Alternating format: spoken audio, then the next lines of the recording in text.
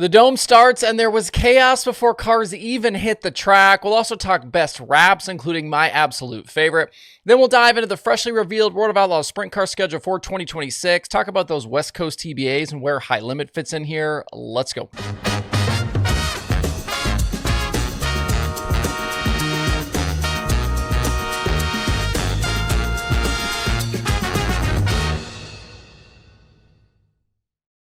It's Thursday, December 4th. I'm Justin Fiedler. This is DIRTRACKR Daily presented by Kubota Genuine Parts. Your dirt racing viewing options, they keep getting fewer and further between as we head towards the off-season, but one place you can still catch some action literally right now is Flow Racing. They've got the Gateway Dirt Nationals live from the Dome in St. Louis for the next 3 nights. If you want to tune in and don't have a Flow subscription, head over to DIRTRACKR.com/FlowRacing and sign up. If you get in now, you'll get the races I just mentioned, plus the Lucas Banquet, High Limit on Australia, and the Tulsa Shootout and Chili Bowl. And then you're going to be ready to roll straight into the 2026 dirt racing season. I've been a paid Flow Racing subscriber myself for a long time. I use all of the apps, the website, all of that stuff regularly. So if you want to join me and thousands of your dirt racing friends, that's DIRTRACKR.com/FlowRacing.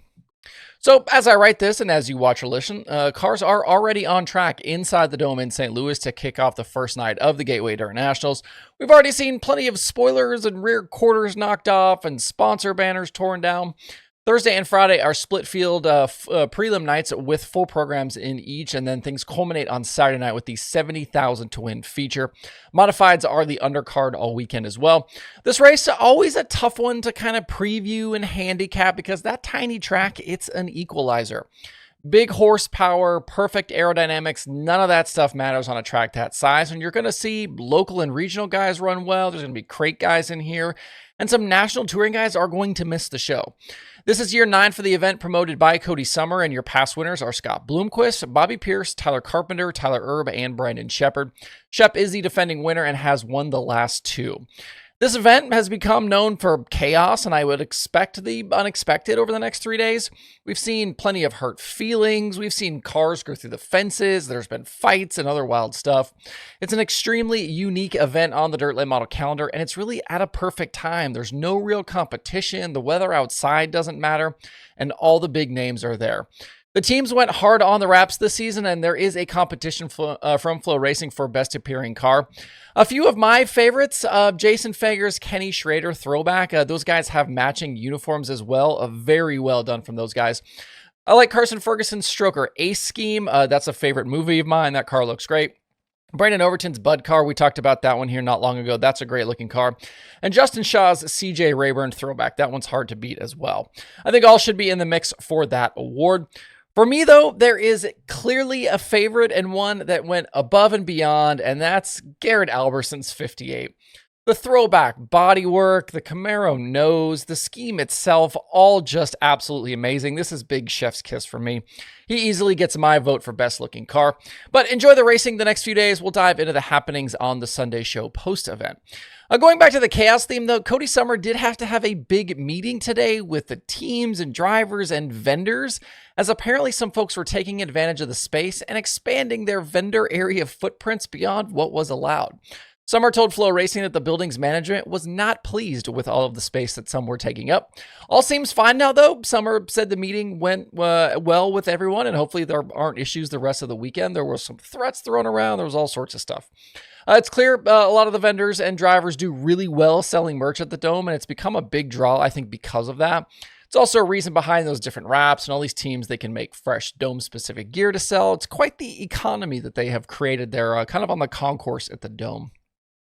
The big sprint car news of the day is the World of Outlaws finally releasing their 2026 schedule. I guess I shouldn't say finally, because in the past it didn't come out till PRI show, and we're still a week until that, but it feels like with High Limit's schedule already out, it feels kind of like finally. It was another creative announcement with Ross Weiss and his team using the old World of Outlaws video game as the theme for it. And given what we've heard from World Racing Group CEO Brian Carter in the last few weeks, I'm kind of surprised it took this long to be revealed, but it's all out there now except 5 TBAs. There are 4 reserved for West Coast races in September and then 1 more on October 17th. I figured the reason we hadn't seen the schedule yet was to square away those West Coast races, so I was also surprised to see they're still TBAs.